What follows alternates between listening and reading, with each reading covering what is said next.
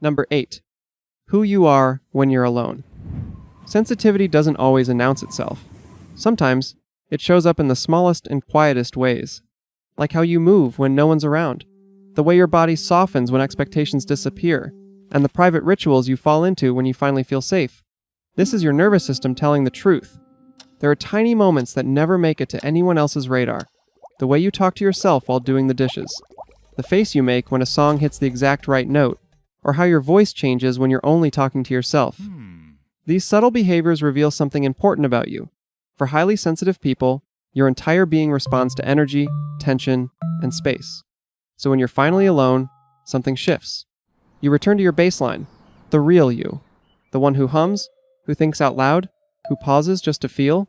That's your truth. Most people never pause long enough to notice this side of themselves. But if you've glimpsed it, even briefly, you're already ahead. Because sensitive people who learn to understand their own patterns, they become powerful creators of peace, connection, and meaning. Not just for themselves, but for everyone around them. Number 7. The standards that define you. Some of the most important things about you were never officially decided. You didn't write them down. You didn't announce them. But they've been there for years. Quiet principles you live by, things you just don't do, lines you won't cross, and standards you keep, even if no one ever notices. For highly sensitive people, this code often forms through emotional memory. You remember how things felt, what hurt, what healed, and without needing to overthink it, you build your own set of rules. They show up in how you treat people when they're vulnerable, how you carry responsibility that was never yours to begin with, how you refuse to cut corners when something really matters. You built these rules through experience. They were earned, shaped by the moments that left an imprint. And even though no one else might see them, you do. You feel it when you keep a promise that no one would have remembered, or when you make a small choice that costs you something, but lets you sleep at night. Your quiet integrity might not get applause, but it creates a kind of steadiness that others can sense. And even if the world never knows the full depth of how you show up, you know. And that knowing is part of your foundation. Number 6. The way you protect others. You don't just notice people's emotions. You track them. As if by instinct. Like your mind is running a background scan, checking for any signs of hurt, hesitation, or heaviness. Even when no one's saying anything out loud. And without making a big deal of it, you adjust. You soften your tone. You change the subject. You phrase things a little more gently. What you're doing is empathic attunement. Your nervous system syncing with theirs. This is a reflex born from emotional sensitivity. You might sense when someone's faking confidence, or when their joke is covering something raw. And even though you could say something sharp or call it out, you choose not to, because you understand something many don't. People aren't always ready to hear the truth when they're still bracing themselves to survive it. When you do engage, you're deeply thoughtful about how you show up. You read emotional terrain the way others read facial expressions. And that sensitivity, it's a rare kind of strength. Because in a world that rewards boldness and speed, it's the quiet protectors who bring a different kind of power. One that makes people feel safe, even if they can't explain why. Number 5. How you respond to unspoken tension. You can feel it before a single word is said. The pause that lasts slightly too long. The stiffness in someone's posture. A shift in energy so subtle, most people wouldn't even register it. But your body does. It tenses. It listens. And it prepares. This is your sensitivity doing its job. What you're experiencing is affective resonance. Your nervous system picking up on someone else's emotional state and syncing with it. Even if they're saying everything's fine, you don't know the full story. But something feels off, and that feeling sticks. You start replaying the interaction, wondering if you did something wrong, reading between the silences, trying to solve a puzzle that hasn't even been spoken out loud. This happens because you're naturally wired to notice the undercurrents. Sometimes, this makes you careful. Sometimes, it makes you quiet. But it also makes you a deeply intuitive presence. You're often the first to sense what needs to shift in a room, even when no one else has caught on yet. In a world full of noise, people like you tune into the emotional signal beneath it. And that kind of attunement, it creates connection that feels real, safe, and meaningful. Number 4. The details you notice. While most people register the big picture, your mind catches something else. A glance that didn't match the words. A subtle shift in someone's tone. Or a painting hung slightly off-center. You clock it all in an instant. your attention naturally locks onto the finer points.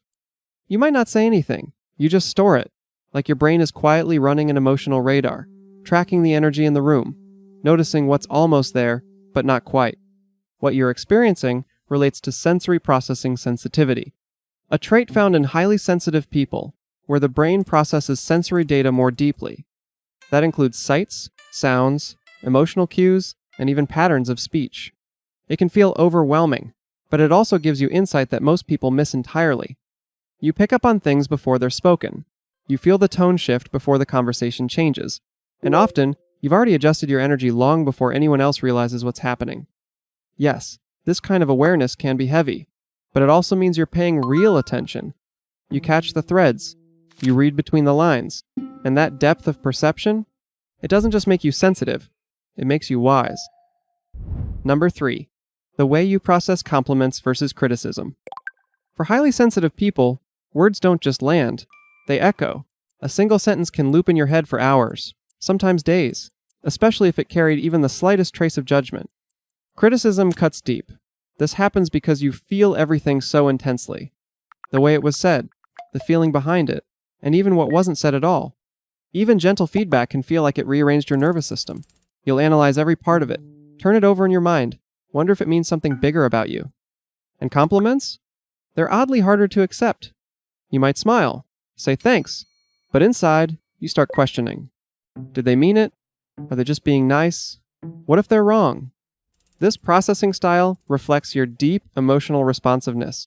You don't take things at face value. Your brain searches for nuance, and your body registers emotional weight more intensely than most. Here's the quiet truth about how your mind works. Sensitive people absorb criticism in a way that goes beyond surface level.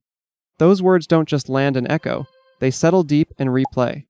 You re-feel them, sometimes for days. This represents your nervous system doing profound emotional work. The more you recognize this pattern, the easier it becomes to hold feedback without letting it overwhelm you. That's how your self-worth gradually learns to find its steady ground. Number 2. The stories you replay when you can't sleep. You know the ones. That moment you wish you'd handled differently. The thing they said that didn't sit right. The pause in a conversation you can't stop analyzing. Once the noise of the day fades, your mind starts playing scenes on repeat. This isn't random. For highly sensitive people, post-event processing is common. Your nervous system absorbs life at a profound level, so even small interactions can leave a residue. A strange look, a change in tone, or a memory you didn't expect to surface. It all gets filed somewhere. And at night, when your guard is down, it resurfaces. Your mind is working to make sense of these experiences, to understand what really happened, what it meant, and what you could have done differently. What you're experiencing is a deep need for emotional resolution. Most people forget and move on, but you experience it again, the way it felt, the tension it left behind. You notice what was almost said, what was left hanging, and what mattered more than anyone else realized. This tendency reflects your natural processing style, one that values emotional truth. And when you learn to meet these midnight replays with curiosity instead of criticism, they become a window into what you most need to heal, release, or express. Number 1. How you act when someone really sees you. There's a shift that happens when you feel genuinely seen, truly heard, understood, and recognized for who you are. It's subtle at first. You breathe a little easier. Your words come out softer, truer. You stop bracing yourself for misunderstanding. For highly sensitive people, this moment creates something profound. You let down your guard. You stop scanning the room for signals. You stop measuring your tone. You show up more fully. This happens because your nervous system finally feels safe enough to relax. You might laugh more freely, share things you'd usually keep private.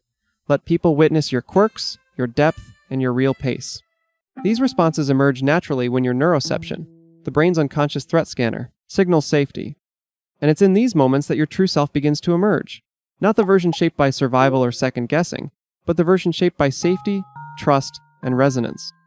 Most people will never see this part of you. But when someone does, when you sense they're truly seeing into the depths of who you are, something inside opens. And in that moment, even briefly, you feel what it's like to exist without tension. That is what you're wired for. And that is where your deepest power begins. We explain a lot around here. Subscribe so you don't miss what's coming next.